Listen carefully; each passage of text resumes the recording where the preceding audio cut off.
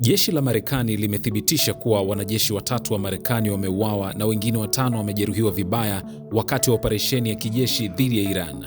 Kwa mujibu wa taarifa ya US Central Command, wanajeshi hao 3 walifariki dunia wakifanya shughuli za kijeshi, huku wengine 5 wakipata majeraha makubwa yanayohitaji matibabu ya haraka. Aidha, wanajeshi wengine kadhaa walipata majeraha madogo na sasa wanarudi tena kazini baada ya kupata matibabu hayo. Vifo hivi vinajiri katika siku ya pili ya operesheni ya pamoja kati ya Marekani na Israel dhidi ya Iran, ambayo ilizuka baada ya mashambulizi ya anga yaliyolenga miundombinu ya Iran na kusababisha kifo cha kiongozi mkuu wa Iran Ayatollah Ali Khamenei. Iran pia imefanya mashambulizi ya kulipiza kisasi dhidi ya vituo vya kijeshi vya Marekani na washirika wake katika eneo la Mashariki ya Kati, na hali ya vita imeendelea kuwa tete. Taarifa za jeshi la Marekani zinasema kuwa zitatunza siri kuhusu utambulisho wa wanajeshi waliopoteza maisha hadi pale familia zao wajulishwe kwa heshima, lakini operesheni huko Mashariki ya Kati bado inaendelea.